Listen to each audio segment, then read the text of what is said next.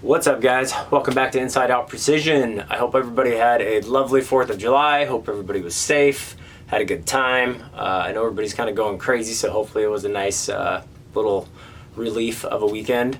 But back on the grind here at the shop. Things are crazy, and every day we get people asking questions about arrows. You know, especially this time of year, everybody's gearing up for hunting season here in another month and a half. So I want to go over today the diameter selection. So there's, you've got micro diameter, small diameter, and kind of standard diameter arrows. So we're going to go over kind of the pros and cons of the shafts themselves, and then some of the components which may sway your decision one way or another. So we're going to start with like your standard diameter shaft, which this is just like a gold tip hunter. I believe these are 6.5 millimeters, so that's the diameter from edge to edge there. And one of the most common shafts we sell to like brand new shooters. They don't want to spend $14, $15 a shaft on an arrow that they're probably going to miss with and break. And a lot of people have really good luck hunting with them as well. Most will come in different straightness tolerances. Almost every company now is making different diameter arrows and then different grades of those arrows. So, for example, Gold Tip has the Hunters, the Hunter XTs, which is what this is, and then the Pro Hunters. And basically you're looking at a difference between like 6,000ths, 3,000ths, and 1,000ths straightness tolerances, and then like 5, 3, and 1 grain weight tolerances. These are good arrows. They're not real heavy. They have a fairly light grains per inch. For example, these are 8.9 in a 340 shaft, which is about 8 grains lighter than like an Axis 300 or an Axis 340, which we'll show here in a sec. But great arrow. Lots of people have killed stuff with these. There's lots of spine options. You can put different weight, brass versus aluminum inserts in these, and a solid choice. So, like I said, we sell a lot of these. They're a great arrow, but there's been a trend going towards these small and micro diameter arrows. The next one I'm going to show you is, so this is the Easton Axis. This is the match grade. So it's, every dozen is sorted to plus or minus 1/1000th of an inch straightness and plus or minus 1 grain. And this is a 5 millimeter shaft. So 1.5 millimeters smaller than the 6 mil. And this is definitely the most common shaft that we sell. It's a great blend of, a smaller diameter, good weight throughout the shaft. These are, I think these are 9.7 grains per inch, 9.5 grains per inch. So yeah, like 0.7 grains heavier than your Gold Tip there. And they're a very consistent arrow. You put them on the straightener, and they always are within that 1,000th, usually even closer to like a 0.5 thousandth. They're a little more expensive. We sell these for like $156 a dozen, compared to like that XT is like $102 a dozen. But you're still not in that $200-$300 mark for the super micro diameter shafts. So this is a great arrow. I shot these for years. I had great luck at distance with them. Always had good penetration on animals. And like I said, this is usually when people ask me like, hey, I want a good shaft, but I don't have, $300 to spend on the new Easton T64s or whatever, what should I get? I almost always steer them in this direction. Now the next diameter that we have, like I said, we sell a lot of Easton, so that's kind of what I'm showing you today. But most companies now are going to have, like a micro diameter or a small diameter and then a standard diameter. So no matter what company you're looking at, you're probably going to be, kind of making a decision on that. So this is the carbon injection from Easton, and this is a 4 millimeter shaft. Now, what this gets you really is two things. So I have talked to some guys that have worked at Easton, guys. Listen to a podcast. Aaron Snyder has a great podcast with Randy, who owns Black Eagle Arrows, and that guy's one of those just tinkerers. Like, he's always testing stuff. And they did a test with a standard diameter, 6.5, a 5 millimeter, and a 4 millimeter shaft. And they were all the same weight arrow coming out of the same bow at 70 pounds. And they were using ballistic gel as the control. Now, I know you're probably going to say, well, you're not shooting ballistic gel when you're shooting an animal. There's bone and hide and hair. And I totally get that. But ballistic gel is probably the most consistent density of something that you can shoot. You know, if I'm shooting a piece of plywood, once I already hit it one time, now its structural integrity is compromised and the control is dead.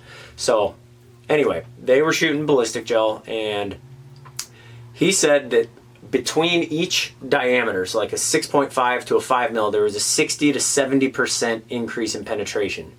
From the 5 mil to the 4 mil, there was another 60 to 70, sometimes 75% increase in penetration. So the jump from a 6 mil or 6.5 mil to a 4 mil, you're going like 130 to 140 plus % increase in penetration. So over double.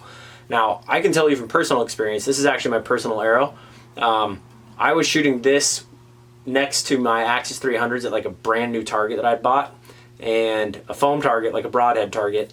And these only weigh like 12 grains more than my Axis did. And they were out penetrating them consistently by 4 to 5 inches on a brand new foam target. And I was really surprised by that. I did not think there'd be that big of a difference. The other thing you're going to gain big time with a small diameter shaft is accuracy in windy conditions. So there's a reason that all high-end like outdoor target arrows, like stuff you're going to go to a field shoot with or shoot like Redding or any of the USA Archery like FITA style shoots, there's a reason all those guys are shooting 3.9 to 4.1 millimeter shafts. And that's because, you know, when your only goal is to shoot as tight of a group as you can in windy conditions, the amount of surface area on the 4 millimeter shaft just isn't affected as much by the wind. So it doesn't push that arrow nearly as far. Now, you know, if you're back east hunting in a tree stand, shooting 20 to 30 yards a lot of the time, obviously wind is probably not going to be a huge factor to you. An arrow just can't travel that far in 20 yards. But if you're out west here, you know, there's not a lot of calm days, and usually you're in pretty open country, and your shots are extended a little bit. There's lots of, you know, 35 to 55, 60 yard shots. And if you're confident in your shooting and you think you can be ethical at that range, you know, you want an arrow that I don't have to aim off like, you know, 10 or 12 inches to hit where I want to. I want to be able to hold just a couple inches right or left, you know, bubble into that shot and make a good shot on an animal. So that reduced surface area, both in penetration and in wind drift, really comes into play. You know, in terms of, like I said, with penetration, obviously the less drag on the shaft going through the animal isn't going to slow it down as much. And then you take that same amount of energy and put it behind a smaller focal point, and it helps increase penetration as well. So those two things combined are why, you know, we're seeing such better penetration in tests. Now, there are some downsides to these micro diameter shafts, and it's not in the shaft itself, but in the components. So generally speaking, the insert system, and then in the nocks. A lot of these small diameter shafts come with like the puniest, flimsiest, tiny little nocks that either break or, you know, even if you just slap an arrow together and the nock doesn't break, it'll tweak it or bend it a little bit. And obviously, you know, back of the arrow is the rudder. If that nock is bent one way or the other, that arrow is not going to shoot the same as the other. The other issue, and this is the one that we've really had trouble with, and I'm going to go over the insert system on all these arrows, is finding a system that can stay straight basically and not bend. So I'm going to start with the gold tip again here. With these, you're never going to have an issue, because you've got a large diameter, stout little aluminum or brass insert here. It's going to push down into the shaft when you glue it in, and you've got this nice little buffer between your arrow and your broadhead. That's going to be a really strong system. So never really see any issues with these inserts bending or the arrow breaking, because the arrow itself and the insert are a lot more stout than a micro diameter.